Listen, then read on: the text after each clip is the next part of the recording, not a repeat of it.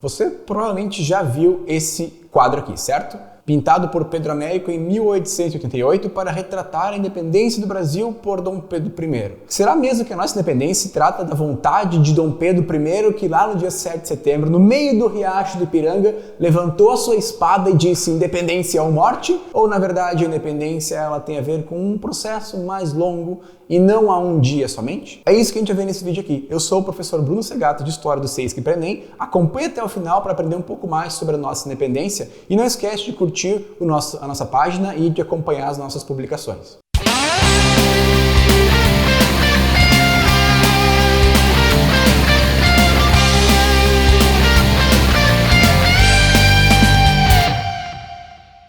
Primeira coisa, a independência do nosso país ela é um processo. Ela é resultado de um processo longo. A gente pode identificar elas no começo, lá no século XVIII, nas revoltas nativistas, principalmente a Inconfidência Mineira do Tiradentes e a Conjuração Baiana. Essas revoltas nativistas elas já colocavam muitas críticas ao colonialismo português e colocavam aí a possibilidade de surgir um país independente, embora restrito às áreas onde elas aconteceram. No século XIX, Napoleão Bonaparte conquistou quase toda a Europa e invadiu Portugal. A família real portuguesa não teve o que fazer e vir para o Brasil, fugir para o Brasil. Puxa vida, fugir para o Brasil, que opção, né? Vindo para o Brasil, a família real portuguesa acabou transferindo a corte do Império Português de Lisboa para o Rio de Janeiro, e o Brasil se tornou o centro do reino português. O Brasil, portanto, deixa de ser uma colônia e passa a ter vários benefícios e privilégios, inclusive o monopólio colonial foi rompido. O Brasil podia, portanto,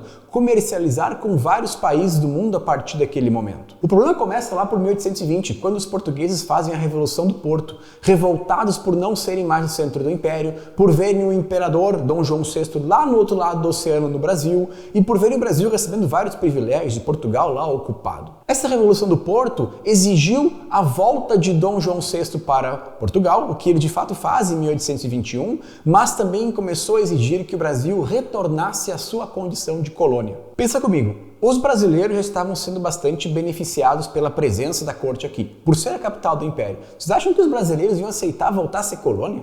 Voltar a pertencer a Portugal, estar submetido a Portugal, a comprar só de Portugal? Portanto, o segundo objetivo da Revolução do Porto não foi alcançado, que era recolonizar o Brasil. As elites brasileiras se articulam e se mobilizam, e nisso entra a figura do patriarca José Bonifácio, que vai articular os interesses para separar o Brasil de Portugal no ano de 1822. O ano de 22 ele já é crucial porque ele começa em janeiro com o príncipe Pedro dizendo que ficaria no Brasil e não voltaria a Portugal como os portugueses queriam. De janeiro até setembro, as relações entre Brasil e Portugal elas ficaram muito complicadas. Tanto que em setembro, o príncipe Pedro estava viajando pelo interior de São Paulo quando recebeu as cartas de Portugal em que ele era rebaixado de patente, em que o Brasil estava indo em direção a ser recolonizado por Portugal. E aí então ele acaba tendo a ideia de proclamar a separação. Porém, aquela imagem que a gente tem daquele quadro que eu mostrei não foi bem assim. Na verdade, ele não estava em cima de um cavalo, estava em cima de uma mula.